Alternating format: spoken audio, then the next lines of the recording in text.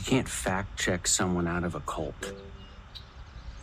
Politics isn't about truth. It's about identity. And you think if you just show them the facts, they'll wake up. Nope. You're not challenging their opinion. You're threatening who they believe they are, their identity.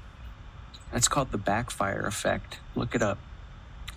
When confronted with the truth, the brain doesn't update, it fortifies. So when confronted, they double down, even if the evidence is undeniable, even if the lie is obvious. Because believing the lie makes them feel safe. And belonging always beats being right. You're not fighting ignorance or stupidity. You're fighting fear.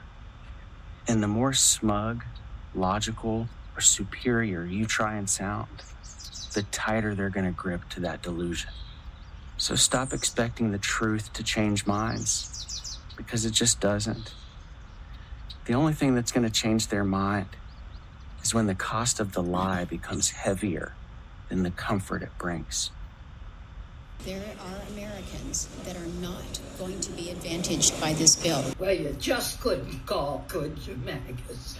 You just couldn't help out a few thousand or million people who are going to go hungry and are going to live in the fucking streets. Thanks, MAGA. Thanks a whole hell of a lot. Because most of the damn people live in your fucking states. You know why we voted for Donald Trump? Because the middle-class man finally thought he was going to get ahead in life. You said no taxes on overtime. Big, bold, beautiful letters. We thought, hell yeah, why would we not vote for that? Then you turn around and pass the bill and it's a crock of shit. It's a tax credit for the people that make a certain amount of money. Of course, when you put it in big, bold, beautiful letters, it looks great. We're going to vote for you. And you knew what you were doing. You were baiting people in, saying, no taxes on overtime. You didn't give no fucking details. Your details that we read ain't worth a flying fuck. That bill, and I think Donald Trump's going to be great for the economy. It's only been 7 months. Give the man a chance. I get it. But the first fucking bill wasn't worth a shit. A lot of shit went wrong in that bill because we were misled. And you say, well, no, we were misled because a lot of people go off what Donald Trump says. We're not going to go read the shit.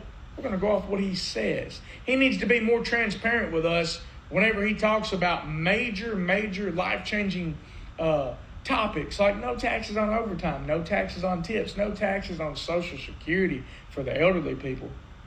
Instead, there were stipulations on all of it. The transparency was a fucking zero. The bill is a fucking zero.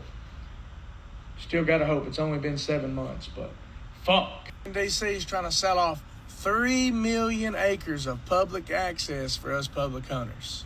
Absolutely insane.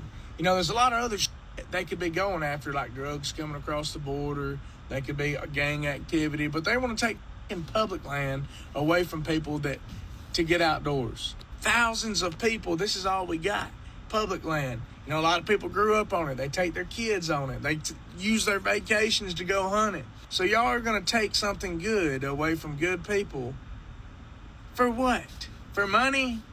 For taxes? I mean, what are we doing? What's the explanation? Because so many people don't have the money to go out and buy a piece of land on top of, hunt it. And y'all are going to take that. I tell you what, they go to take what? Just fucking go. Wasn't their land to start with? It was the fucking Indians, and here we are taking it from them. Now they're going to take it from us. Greedy son. Big, beautiful bill of Medicaid cuts. I'm for it because I'm an able-bodied American citizen right now. I'm headed to work. I work at least 40 hours a week. People need to stop just getting free benefits. If you can go to work, you need to go to work because we're tired of paying for everybody.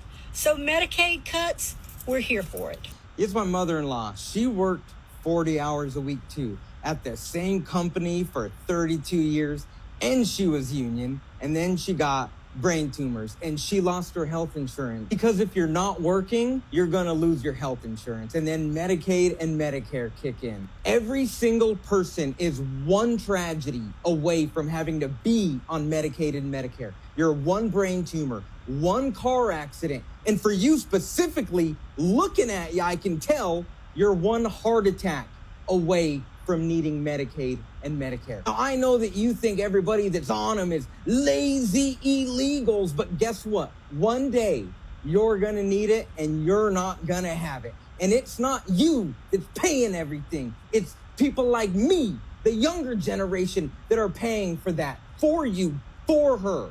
Now, thank God that she had successful children that can subsidize her way of life, because Medicare and Medicaid, it don't cover it all. You're going to be in poverty forever, and you're going to lose your house, you're going to lose your home, you're going to lose everything that you ever worked for, and you're going to have to move in with your kids. So I hope that you have fucking rich kids, because you just made that little tiny entitlement that you're going to need fucking smaller. I would like people like you to think of the future. You're gonna need it. For you, it's probably gonna be a couple years, all right? Because I could tell you've probably been eating butter and fried chicken for the last 20 years.